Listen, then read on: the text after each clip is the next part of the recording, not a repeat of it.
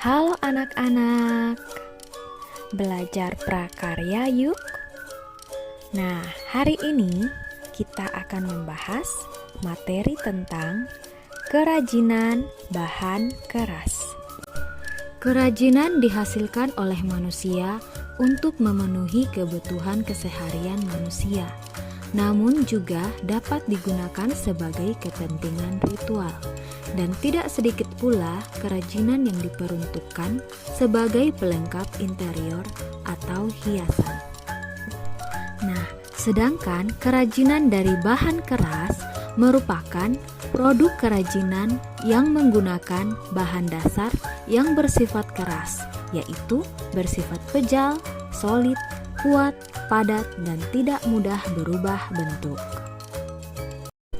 A. Prinsip kerajinan bahan keras. Yang pertama, keunikan bahan kerajinan. Yang kedua, keragaman muatan nilai dalam produk kerajinan. Dan yang ketiga, aspek rancangan dalam produk kerajinan. 1. Keunikan bahan kerajinan.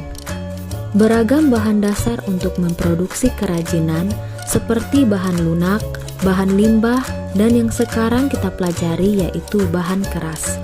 Beragam pula teknik yang digunakan untuk membuat kerajinan tersebut.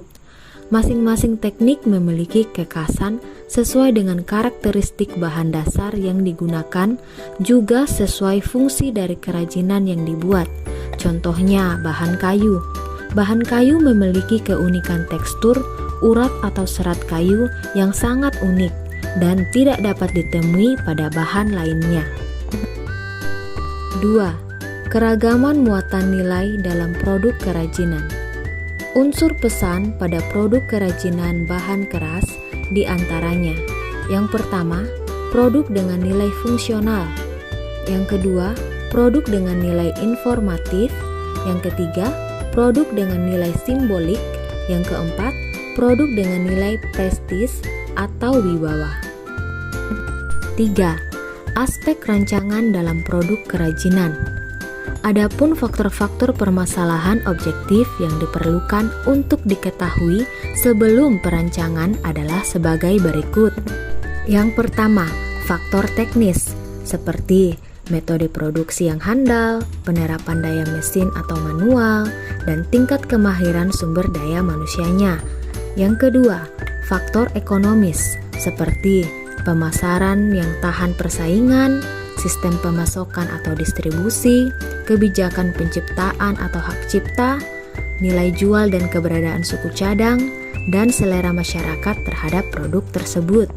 Yang ketiga, faktor ergonomis seperti kenyamanan, keamanan, kesesuaian, kepraktisan. Yang keempat, faktor sains dan teknologi seperti terdapat unsur kebaruan atau temuan baru atau inovasi modifikasi, dan selalu mengikuti perkembangan pengetahuan dan teknologi.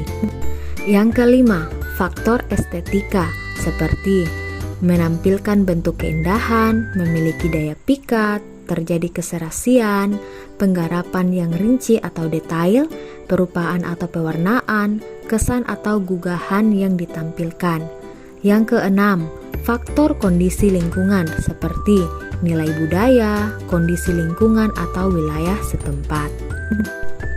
B. Jenis dan karakteristik kerajinan bahan keras. Beberapa bahan keras yang digunakan dalam pembuatan produk kerajinan terbagi dalam dua jenis, yaitu yang pertama, bahan keras alam. Bahan keras alam adalah bahan untuk karya kerajinan yang diperoleh dari alam sekitar dan merupakan sumber daya alam, baik hutan, bumi, maupun perairan Indonesia. Contoh bahan keras alam yang kita kenal adalah kayu, bambu, dan rotan. Yang kedua, bahan keras buatan.